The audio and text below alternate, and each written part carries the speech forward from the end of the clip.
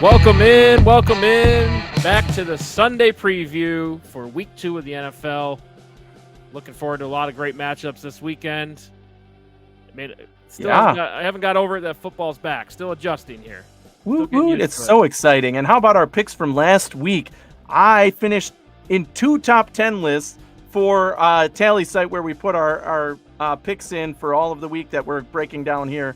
I was the top 10 on all of Tally Site for both the money line picks and the over-unders. So, you could come here and win money. Let's do it. We know what we're talking about. We're doing great. We're off to an awesome start this season, and we want to build that momentum and keep it going. I'm excited. It's only week 2, and I'm already this pumped.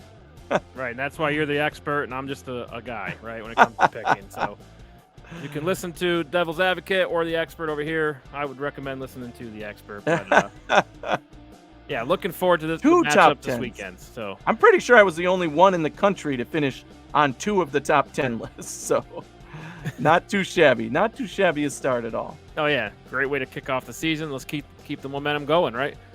First matchup of the week, we got the Jets +6 at Cleveland. Zach Wilson still out. Cleveland played pretty well last week. Over-under on this matchup, 39.5. Who are you taking? I'm definitely taking Cleveland. This was one that appeared in my pick 6 for those of you that saw the preview. I definitely think that Cleveland here, they have the better roster, which is what I said about them last week. They have Nick Chubb. They have the better X factor. And the Jets, the momentum there is just kind of stuck with Joe Flacco at quarterback. I'm not sure they could get it going much better than what we saw last week, which wasn't great. And the Browns are playing at home. They're going to take advantage of that.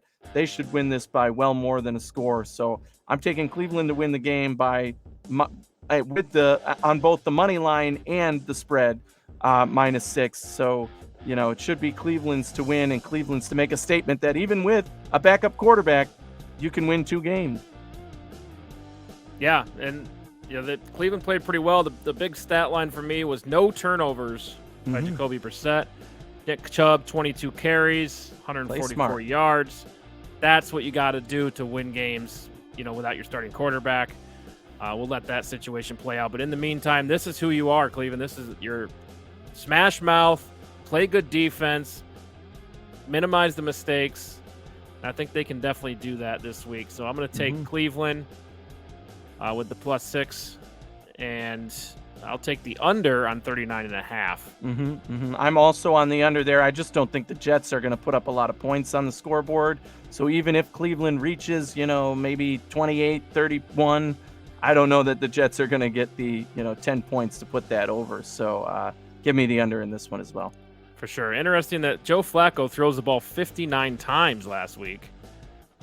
Yeah. I don't know if they're trying to surprise people. I mean, I got it. They got a good receiver group. But 59 times, that's a lot for an old man like Joe Flacco. Yes, and that's a product of them being down in the game for so long. They just couldn't run the ball anymore. You had to pass to even try and stay in the game. And what was his yardage? What did he finish with last week? Because we see here the over-under for Joe Flacco's yardage this week is 232.5. What did he have last week with those 59 throws? 295 yards. Passing. So he did get the over, which is expected when you throw the ball 60 times. That's an insane number. Yeah. So, here, though, I think the Browns... Yards per pass is pretty low, 4.8 for net yards gained per pass attempt. That's not very good when it comes to the pass. And I think that the Browns defense is going to hold them even less. So, although they're going to be passing a lot, I'm still going under for Joe Flacco at 232.5 yards. Yeah, I go, well, if they're going to throw the ball that much, I would take the over. It seems pass heavy, right? So I think they take the over. I'm going to take the over on Joe Flacco at 232.5. And then I'm also going to go over on Nick Chubb at 81.5. I just don't know if the Jets have a lot of options. The strength of the offense, I think, is that receiver group. So you got to get them involved. Yes. Flacco does have the big arm still because he's just a big guy, right? He's tall. He can't throw the ball 80 yards, but I mean, he just Get something Creates going. a lot of energy with that length, right? And Nick Chubb, I agree, 81.5. He should definitely get over that in this game. I expect him to maybe have one good big break for a touchdown.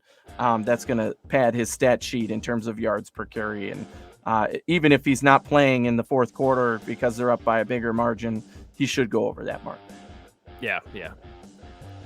Good there. Lots of attempts for those two stats. There you go. All right, we got Washington plus 1.5 at Detroit. Over under set at 48.5. What's your thoughts on the Commanders taking on the Lions? Again, here, this is a tight game. Two competitive teams now. The Lions didn't come up with the win last week, but they roared back versus the Eagles to make it a competitive game. Nice job with the roar. See what I did there? Yeah.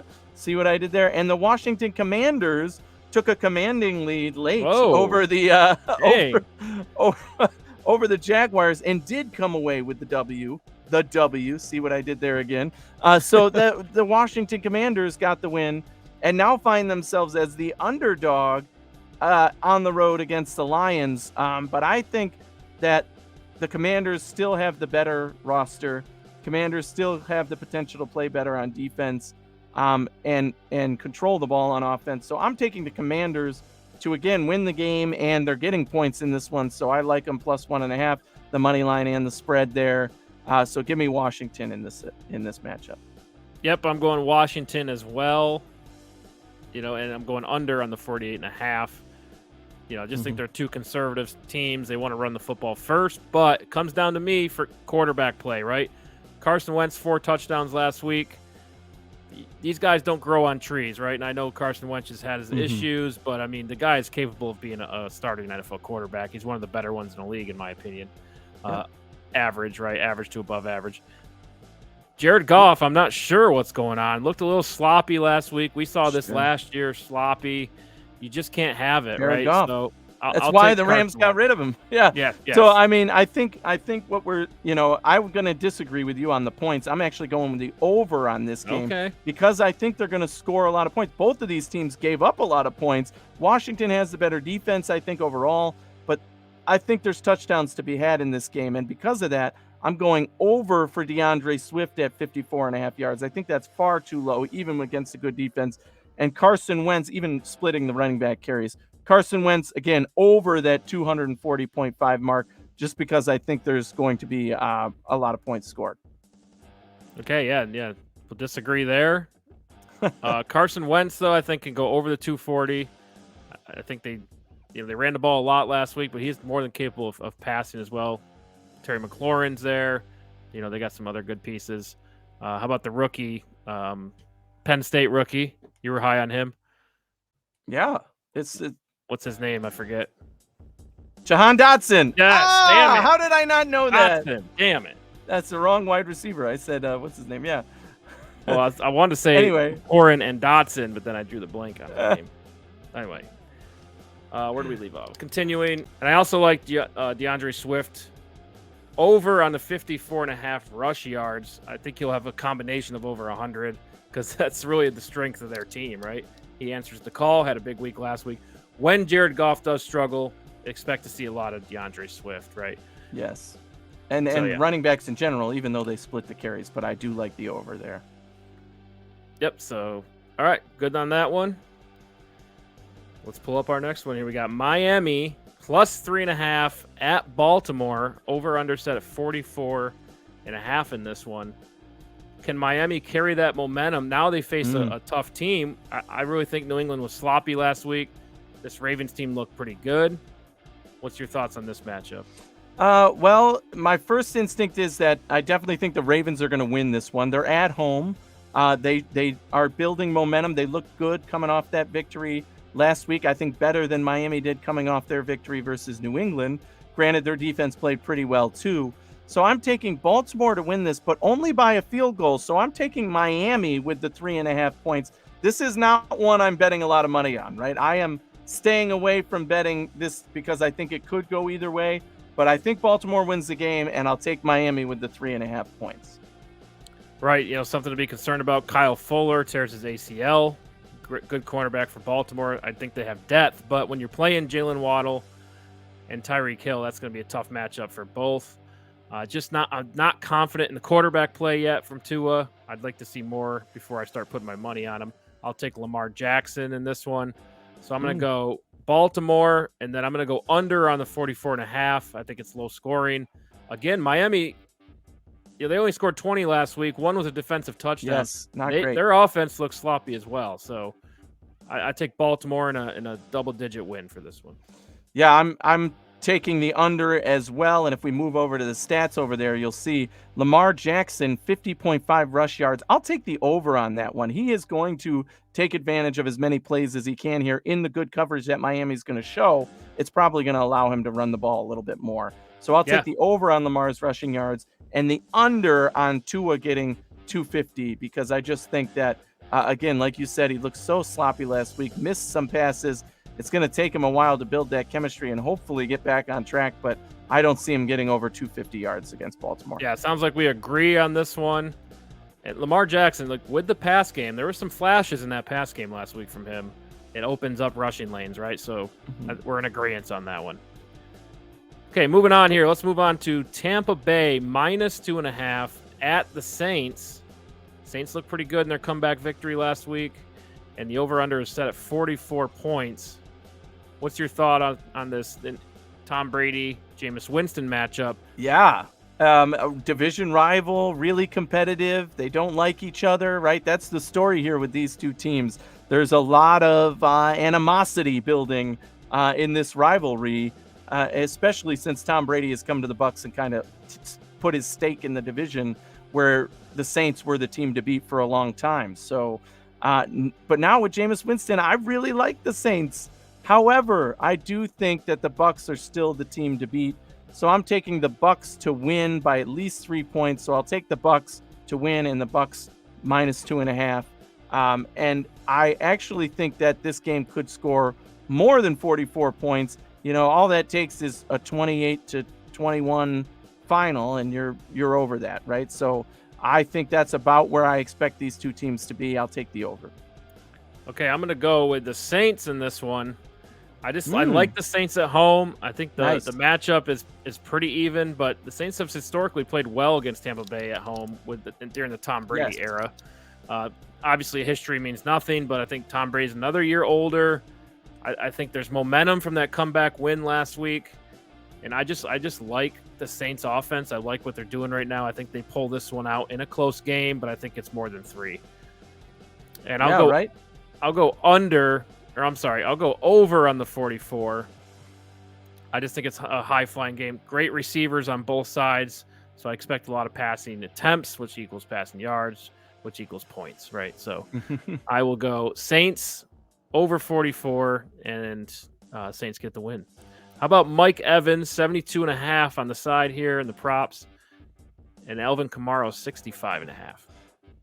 I'm definitely going with the over for both of those. Mike Evans, I think he's the primary target here now with the injuries that the Bucs are facing, and we saw Tom Brady go into him a lot last week and get some big banger plays out of there, and that's what I expect more in this game. So 72.5, I'll take the over there. And Alvin Kamara, I think we got a misspelling there, but that's all right. Alvin Kamara, I think, goes over 65.5 yards. If the Saints are going to be competitive, they have to keep him up in there. Yeah, you'll have some spelling errors on here. Part of the game. What's the proper spelling? Kamara. Kamara. Yep. Yep, happens. Thanks for pointing that out, Mr. Scientist. Sorry, had to. All right, so let's get on to the next one here. We have the New England Patriots -2 at the Pittsburgh Steelers. Over-under set at 40.5. What's your initial thoughts on this game? Well, this was one of my pick 6 again, and my initial thought on this game is, why is New England the favorite, right? This is wild to me that the Steelers are playing at home. Yes, they lost TJ Watt. New England looked like they didn't field the right football team. Like, they definitely weren't ready for the season on offense and defense last week playing Miami. So New England comes in with very low expectations from me. And to be the favorite over a Steelers team who maintained their offense, who looked pretty good in their game, and won against the division rival, I just don't know why they're the underdogs in this one. I expect them to win. and if anything, win by a touchdown. So this line seems totally backwards to me. I'll take the Steelers to win. I'll take them, minus or getting 2 points, obviously. So the money line and the spread. And I actually think that this game is going to stay under the 40.5 mark. It's going to be low scoring. I think, Steelers aren't a very explosive offense by any means, but they don't need to be. So, I'll take a 21-10 final score for the Steelers under. Okay, yeah, I like the Steelers as well. The Patriots look lost and confused, and I think they got bigger issues than just correcting all of that in 1 week, right? The play calling, I think, is an issue. The execution looks sloppy. You just don't see that a lot from New England. I do expect them to figure it out eventually, but I just don't think that's this week. The Steelers just came off a divisional game out the gate and a really close. Any mistake would have blew it for them, so they're already getting accustomed to NFL speed, regular season speed, whereas, things are spinning a little bit for New England. So I'll take Pittsburgh at home, and I'm going to go under on the 40.5. Just think not good quarterback play. I think you'll see both Harrises, Damian Harris, Najee Harris. I just think it's going to be a back and forth between them. So good defense on both sides and a lot of smash mouth football. So low scoring for me. Yeah, if anything here, I'll take the over on Najee Harris. I think they're going to rely on him, assuming his health. Again, he's 68.5 for him. 68.5. If he starts the game, he should get well over that. He'll get his fair share of the carries. As for New England's Harris, I think he's on the underside just because we don't know who's commanding the ball, and they like to hand it off to a number of guys. So I'll take under 54.5 there. Yeah, and he gets used a lot in the screen game, which is receiving yards, right? Be careful there. A lot of delayed screens go to him, and he's very effective at that. So depending on what the receiving yards are, I would consider that over rushing yards. Right. All right, next one here, we got Carolina plus 2.5 at the Big Balls Dayball Giants. Yeah, credit to Dayball last week for going for 2 and getting the win. Now, we all know that if that had ended some other way, there'd be a lot of questions there. But good on him for getting the win. But here, the Panthers going to the Giants. I'm taking the Panthers to win the game, and therefore on the money line again as getting the points for the spread. So I just think that Carolina has the better team overall. Yes, New York has Saquon and explosive pieces there, but I like what Carolina is doing. I think this is the first game where they could get a win under their belt with the pieces that they have in place now and balance that offense and defensive side to take advantage of a rebuilding Giants team and get the win here. Yeah, I agree. I like Carolina, down week last week, but they almost pulled it off, right? Came pretty close. Right. But I just think Carolina's more put together than the Giants. Would not be shocked if the Giants come out and play well and pull off this win. But when we look at it, I like Carolina on paper. Personally, I would not bet on this one just because there's uncertainty, but I do like Carolina's roster better. Going under on the 43.5 as well. I just think it's the strengths of these teams are the running backs. It's CMC. It's Saquon Barkley. Saquon Barkley comes alive last week. You got to keep feeding this guy. The guy's just too talented. CMC, I think, he had something like 10 carries or so. It's not enough, right? It was not enough. I think Carolina's going to realize that, hey, take the pressure off Baker, limit his attempts, run the ball, run CMC. And Carolina's got a good backup running back, too. So, yes, I like they have Carolina's a couple. running game. Yeah, so, I take Carolina in a low-scoring game. Okay, so you're on that train too. And for the over-under here, points I didn't say, but I actually think it'll be a higher scoring game than 43. I probably have it again in that 28, 23, 24 range. So give me the over there. But for the player props here, Saquon 62.5. That's about what I expect him to average per game on the year. However, in this one, I'm going to take the over for Saquon there. I expect him to be more at 80, 85. And they're going to try and lean on him for some of that big play ability. As for Baker's 238.5, no, under. You want to be under. If you're Carolina, you want him to be under that. I'm telling you, run the ball, continue with the run game. Don't put it all on Baker's shoulders. That's how you lose games. Let the run game do its thing. You have a better run game than pass game. Keep it there. Don't try and do something you're not. Keep it under that 238. Now, I'm not talking significantly under, probably more like 225. That's a great game. Keep it there. Yeah, I like Saquon Barkley over 62.5. Like I said, you got 2 high draft picks at both tackle positions. Let's use those. Let's get this top 5 running back, where he needs to be, right? Feed him the ball, feed off his energy. It takes the pressure off Daniel Jones. So I like Saquon Barkley over 62.5. Yep. Baker Mayfield is interesting to me. I'm going to go over on the yards. And again, I think you limit his attempts, but I just think he does a lot of screen plays that gather a lot of yards. You have CMC, right? Delayed screens. He's going to get you 10, 15 yards, in some of those, right? Okay. I think the yardage adds up. But again, that's Baker's strength, right? He's good at the underneath game, the quick slant, the dump off, right? So I take Baker over on the 238. All right, next one here. We got Atlanta plus 10.5. Seems a little high at the LA Rams. Yeah. Over under set at 46.5.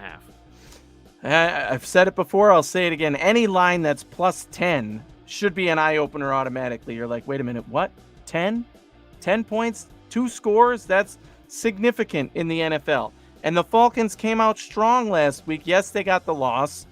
They blew the lead again. But their offense is capable of scoring points, and they're capable of competing in games.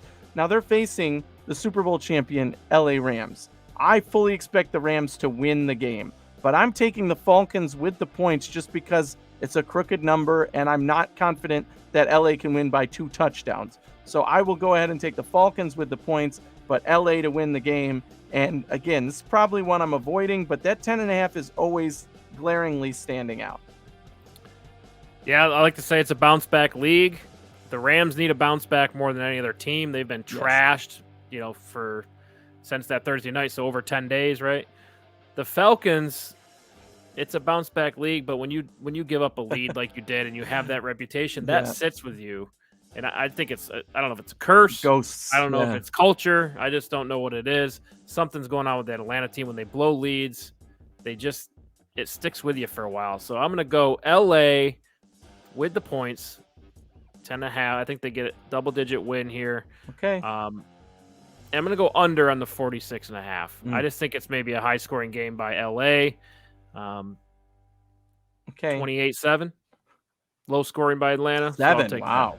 Yeah. I'm actually taking the over just because I think it will come down to how often Atlanta will score. And if LA does take a bigger lead, Atlanta's going to start going for it, and they have some of the weapons that I think are capable of that. Starting with our player props over here. Cordero Patterson, 36.5 yards rushing, 23 yards receiving. I think he'll go over in both of those categories. They're going to rely on him, be heavy in the Patterson game, let him do the rushing and receiving. And Cooper Kupp, I don't care what the number is. You'd be crazy not to pick the over at this point, right? 97.5. Okay, over. I'll take 120, 140, 180. The guy is just insane when it comes to receiving yard stats. So I'll take the over on both of those. Yeah, I'll go over on both of those as well. The thing about Patterson is when Aaron Donald's breathing down your throat, you need those quick dump offs, those quick underneath routes, and that's Cordell Patterson to a T, right? Mm-hmm. Especially running the ball, you can try to get around Aaron Donald, but he's so disruptive that you have to find other ways to get rid of the ball. I don't think Marcus Mariota has that big arm to throw it downfield, so I think it's Cordell Patterson all day long. Can they get Kyle Pitts involved? That would be nice. That would be nice. They had Kyle Pitts, very quiet day last week, probably because he had the attention on him. But when that happens, again, you open it up by having some running lanes available, getting other players involved to allow Pitts to see some one-on-one opportunities where he can torch guys and score touchdowns. Yeah, no. Which team do you think needs this win more, though? The Rams for sure. Yeah. If the Rams start 0-2 and lose to the Falcons, yeah, that's a statement on them. But what did we see their weaknesses last week? Their offensive line gave up a lot of pressure. The Falcons, not necessarily a team I think of as one that can dominate in getting pressure. So will they be able to take advantage of that weakness? Probably not in my mind. Again, I expect the Rams expectations for the Falcons pretty low. But again, when you go 0-2, it's, we are what we thought we were, right? Mm-hmm. Not a good thing. Let's move on to the next one here. The Bengals minus 7.5 at the Dallas Cowboys with backup quarterback Cooper Rush. Over under 42.5. Yeah, go ahead and give me the Bengals in this one. This is one of my pick six teams, mainly because the Cowboys losing Dak takes so much air out of their tires. They're going to have to rely more on the running game, and it's going to be obvious that they're relying more on the run game. They still have the injuries at wide receiver, so it's not like those guys can pick up the slack like they did when Dak was out before. There's questions on the offensive line. I mean, there's an essay to write here on what's going wrong for the Dallas Cowboys at this point. And the Bengals, after that overtime, heartbreaking loss last week, have a lot to prove. This is the game for them to come out and do it. I think the Bengals win. The Bengals win by more than 7.5. So give me the Bengals on the money line and against the spread here. And I actually think this game goes over the 42.5, just because the Bengals alone are going to be slinging it out there and trying to score a lot of points. And Dallas, therefore, is going to have to do the same to try and stay in the game. So I think this is going to be a statement game for the Bengals to say what happened last week was a fluke. This is the Super Bowl contending team we are. I'm going to take the Bengals as well. I'm going to go under on the 42.5 because I just think Bengals get a good lead. They get a double-digit lead, and then they kind of coast throughout, right? I don't know what Dallas is going to be with Cooper Rush. I don't think they know either. But spirit's got to be pretty low in that locker room. Dallas, if that's close, though, I think Dallas could run the ball. They can effectively run the ball. I just think with Jamar Chase and the way that the Bengals lost last week, they're going to get up early and run the clock down, right, with Joe Mixon. So I'll take the Bengals double-digit win over Dallas. Not to go understated, Joe Burrow with 4 turnovers last week. Yes. And this Dallas team was the best at taking the ball away last year. And good point. They have the guys to continue to do that. Their defense played well against Tom Brady and the Bucs, holding him to 4 field goals in the first 4 scores that they had. So here, I mean, is that a potential spot where something could happen in favor of Dallas? Sure. But again, I think that Burrow knows that, and that's on his mind, and he's going to have an even bigger game to make up for it. So give me the over on Burrow's 275.5 yards. I think he's upwards of 300 or more. And actually, the Zeke Elliott 55.5, I'm kind of even keeled on, depending on how much they use Tony Pollard. Last week, they didn't seem to use him nearly as much as Elliott. So normally I'd be leaning toward the over, but that's one I'm probably avoiding. Yeah, I'm going to go over on both these. I think Burrow's somewhere around 290, maybe not quite 300, because I do think there's going to be a lot of Joe Mixon in this game. But for Zeke Elliott, right, we don't know what Tony Pollard's going to get, but I expect Zeke Elliott to get more of the rushes, maybe Tony Pollard out of the backfield. But it'll be interesting to see how they adjust their game plan with Dak out. You got to find ways to get the running backs involved. All right, Good on that one. Relatively simple now for a tough one. Seattle plus 9.5 at San Francisco. Over under set at 41.5. I mean, you say tough one, but this is one of my pick 6 of the week. 9.5. I bet it when it was still at 10. Seattle getting 10 points, coming off of the strong victory that they had with Geno Smith, who made a statement that, yes, I'm still a starting quarterback in this league. They wrote me off, but I didn't write back. And he's on a mission to prove that, right? With the weapons he has in Seattle at wide receiver, that's a good team to, do that. And San Francisco coming off the opposite, had a very tough game against the Bears where it was a wet field and messy. We're not sure if George Kittle's going to play again.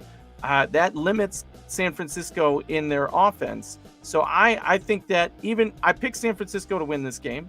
I think that they could win it, by a field goal, keep it. Seattle's going to do what they can to keep it themselves in the game. So I'll take San Francisco on the money line, but give me the points in Seattle all day on the spread. I think that's just too big of a crooked number here.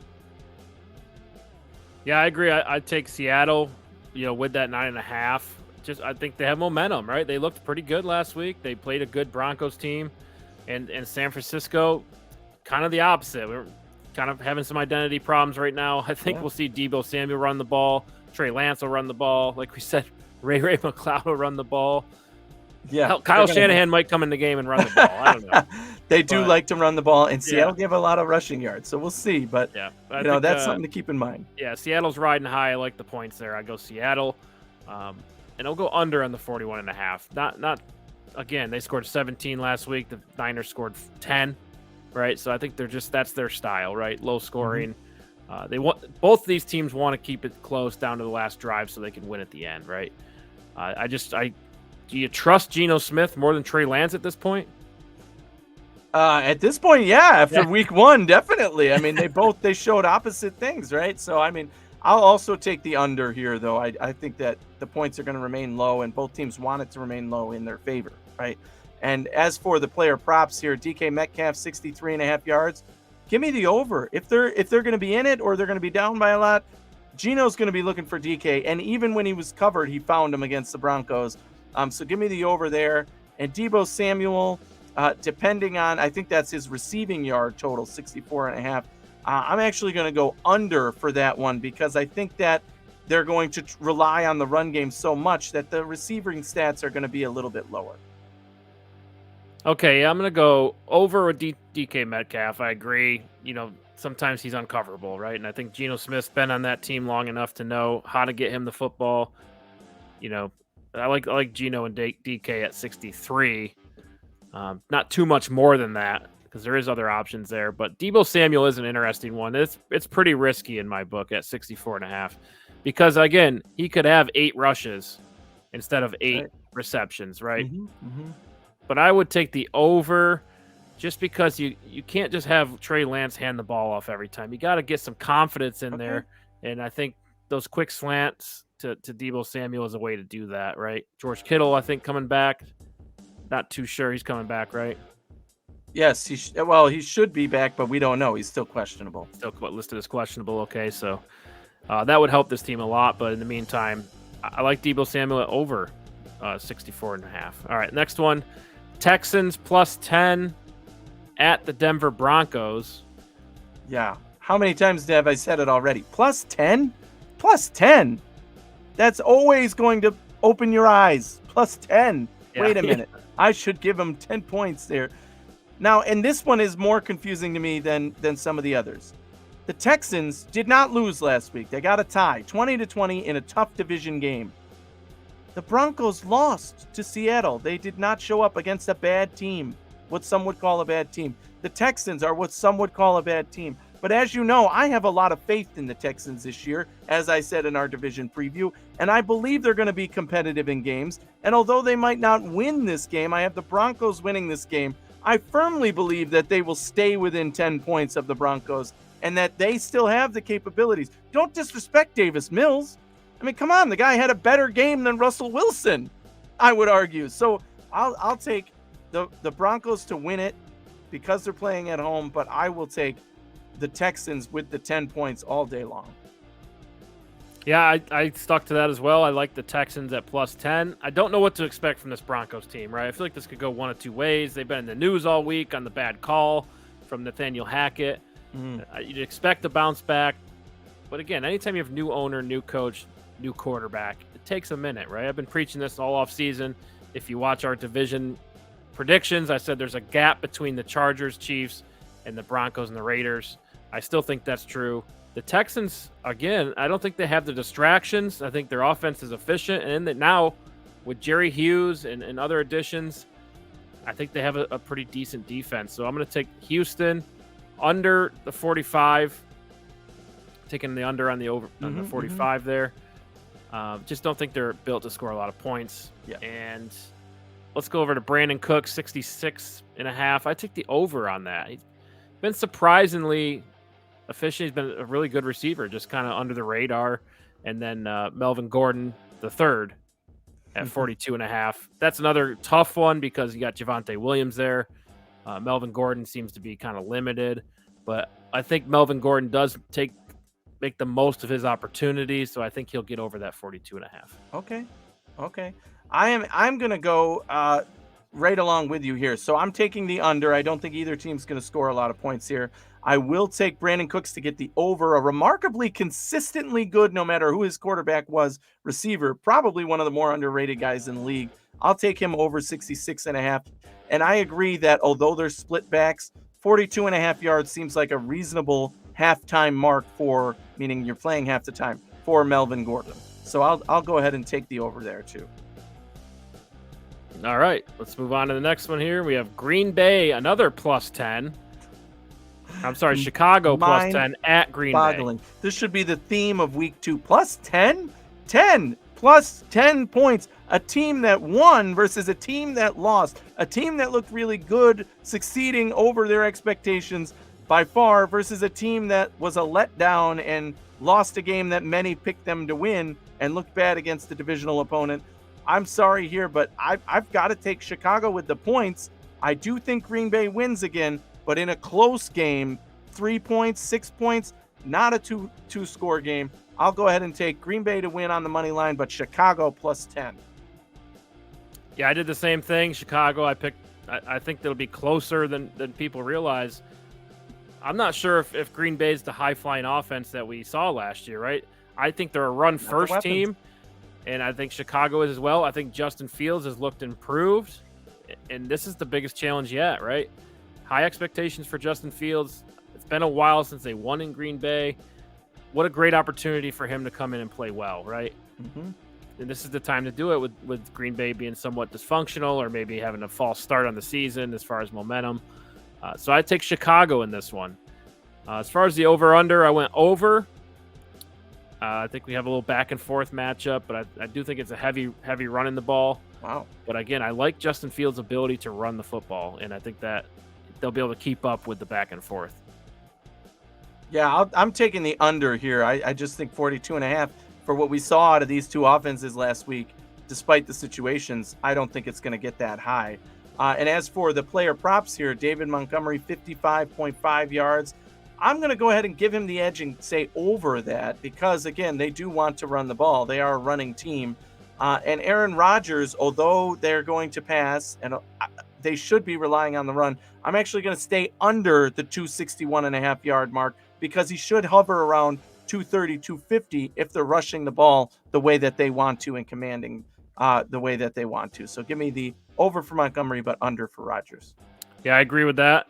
Nothing different there. I think they rely on Montgomery, and he's going to have to get over 55 if you want to have a chance in this game, and I think they know that. Aaron Rodgers, again, same conversation. I think they're a run-first team. Still feeling out some of these receivers. Maybe one will step up this week. Maybe that's Randall Cobb. Maybe that's Christian Watson. But still, there is no Devontae Adams, so I think it's under. All right, moving on to the next one here. We got the Arizona Cardinals plus 5.5 at the Las Vegas Raiders.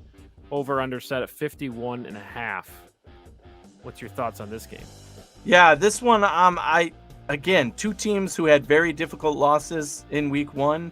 I think the Raiders are going to pull off the win here, but I only expect it to be by about 3 points. So I'll take the Cardinals plus 5.5. But I'll take the Raiders to win. So Raiders on the money line, Cardinals on the spread plus 5.5. And give me the over for this one. I mean, two teams that are trying to score and score often. 51 seems reasonable, but I just think that it's going to end up being like a 31-28 score. So give me the over. Yeah, I'll take the Raiders. I just think they have a lot more going for them right now. The Cardinals, I'm not real. Again, identity issues. D-Hop's out. We saw a little bit of Marquise Brown, but they really looked lost last week, right? And now you got to go travel back and play another AFC West team.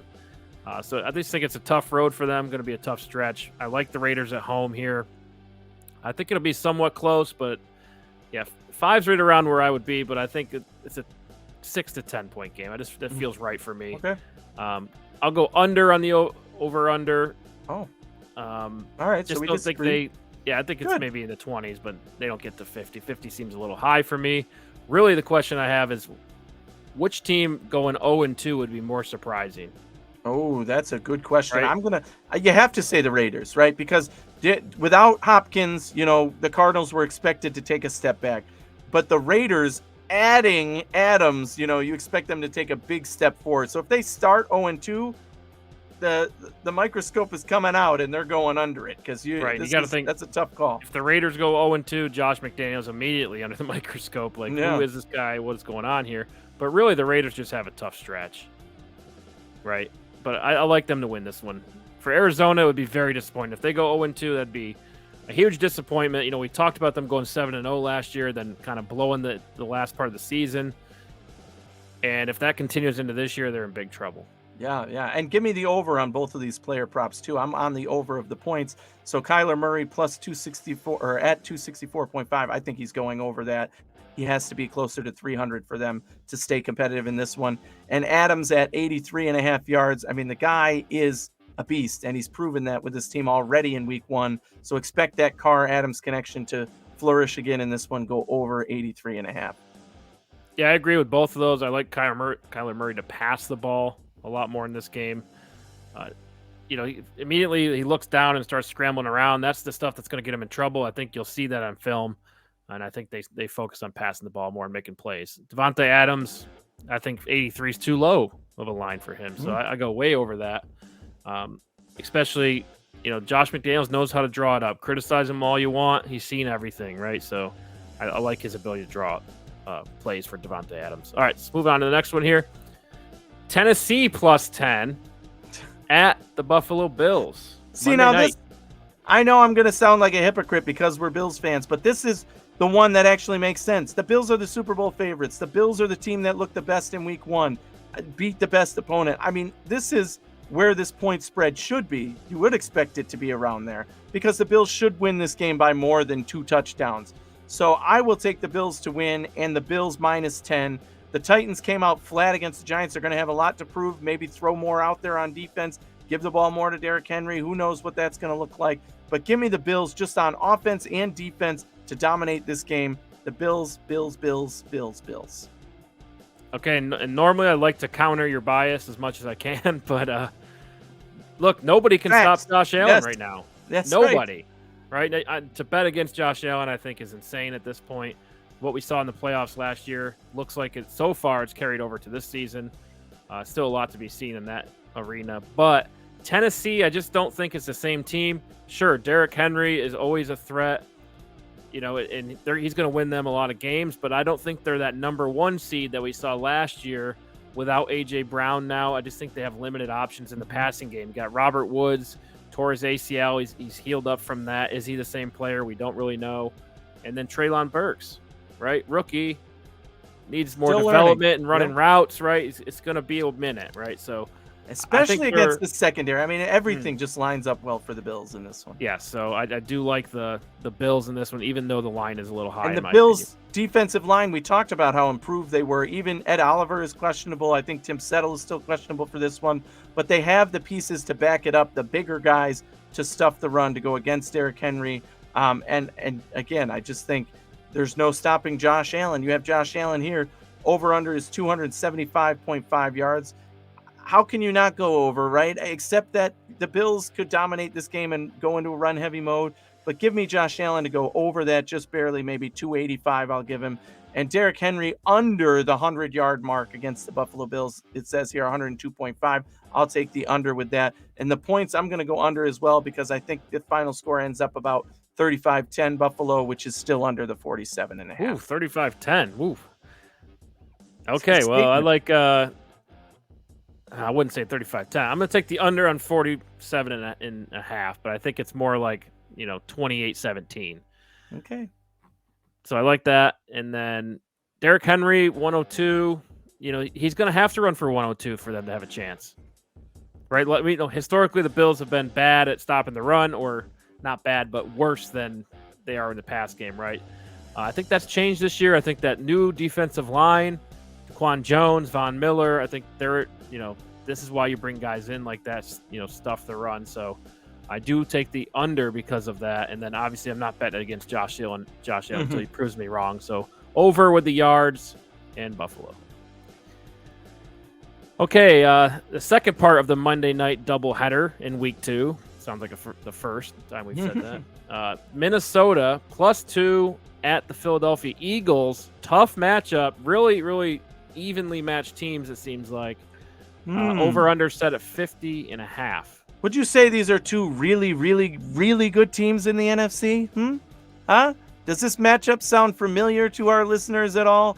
Yes, this is my NFC championship game right here. This is it. I expect Minnesota to be the home team in that NFC championship game.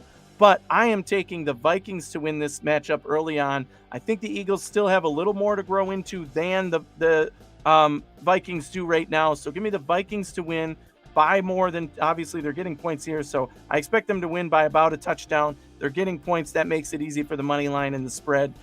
Even though it's a road game, if Minnesota is going to be the team that I expect them to be, that I predicted them to be, they need to win tough games like this on the road in the NFC. And I think that's where it starts. Yeah, I do think this is a tough game for Minnesota. So I'm taking the Eagles here at home. I think they just play mistake-free football. That they can move the ball. Jalen Hurts, that dual threat's tough to cover. As long as they don't make mistakes, I think they win. And I'll take the under on the 50.5 for obvious reasons. I think. I mean, the Vikings kind of proved me wrong last week. They can really, compete with the best of them in the passing game. But I just think because of the Eagles' style, they have a high time of possession and they run the ball a ton. So I'll take the under on the 50.5. For Justin Jefferson, prop bet 92.5 yards. I think at this point you got to go over with that, right? Yeah, you got to. He's an absolute beast. Right, and then Devontae Smith at 56.5. I go over with him too because I think the attention goes to A.J. Brown. And I'd like to see the Eagles start slinging the ball around, right? They got one of the best receiver groups in the league. Let's use them. Yeah. I think Devontae Smith benefits from that. Yeah, you think they definitely have to get him more involved here. Justin Jefferson, no doubt I'd go over there. It's just that's the bet to make.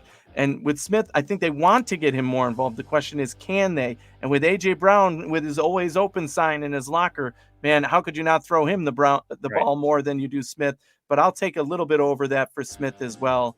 And as for the point total, I'm actually going over. Both of these teams gave up points, but the Minnesota Vikings defense really shut the Packers down last week. However, this Eagles offense scored a lot of points last week, 38. So I will take that in between and say that the Vikings win, but it's going to be over 50-point total. Okay, well, there you have it, folks. That is our Sunday preview for Week 2 of the NFL. Thank you for tuning in. A lot of great matchups this week, and let's keep it going. Yes, and remember, as always, toss your hat in the ring.